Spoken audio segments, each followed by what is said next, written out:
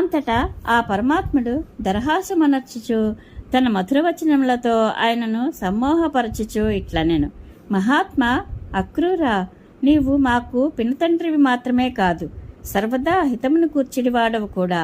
అందువలన మాకు శ్లాఘ్యుడవు, ఆప్తబంధుడవు.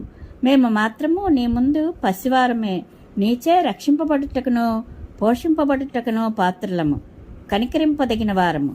మహానుభావ, తమ శ్రేయస్సును కోరుకొనిడి మానవులకు మీ వంటి పుణ్యాత్ములే ఎంతయో సేవింపదగినవారు. అందులకు మీ వంటి వారిలో పూర్తిగా అర్హులు. ఇంద్రాది దేవతలు స్వార్థపరులు కావున సాధుపురుషులైన మీ వలె వారు పూజ్యార్హులు గారు.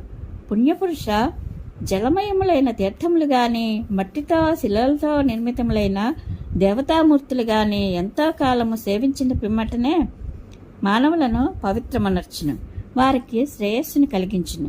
కానీ మీ వంటి సాధుసత్తములను దర్శించినంత మాత్రముననే వెంటనే మానవాళి పునీతమగును, వారికి పరమలాభములు సిద్ధించును. మహాత్మా అక్రూరా, నీవు మాకు పూజ్యుడవు, హితైషులలో శ్రేష్ఠుడవు. పాండవులకు మేలు చేయుటకై వారి క్షేమ సమాచారములను అరయుటకై నీవు వెంటనే హస్తినాపురమునకు వెళ్ళము.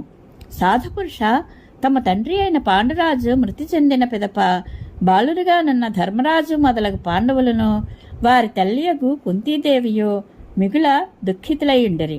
వారిని ధృతరాష్ట్ర మహారాజు హస్తినాపురమునకు పిలిపించినట్లుగాను ప్రస్తుతము వారు అచటనే నివసించుచున్నట్లుగాను తెలిసినది. అక్రూర, ధృతరాష్ట్రుడు సహజముగా గ్రిడ్డివాడు, పైగా మనోబలము లేనివాడు. అందువలన అతడు దుష్టుడైన పుత్రుని మాటలకు లోబడి తన తమ్ముని కుమారులైన పాండవులను తన పుత్రులతో సమానముగా చూచుటలేదు. ఈ విషయము నీకును తెలియను కదా. ఆర్య, నీవు వెంటనే హస్తినాపురమునకు వెళ్ళి వారి బాగోగులను తదితర పరిస్థితులను తెలుసుకొనుము. అనంతరము మనకు ఆత్మీయులైన ఆ పాండవులకు సుఖమును కలుగచేయుటకై ప్రయత్నింతము. సర్వసమర్థుడైన కృష్ణ భగవానుడు ఈ విధముగా అక్రూరుని ఆదేశించిన పిమ్మట బలరామునితో ఉద్ధవునితో కూడి తన భవనమునకు చేరెను.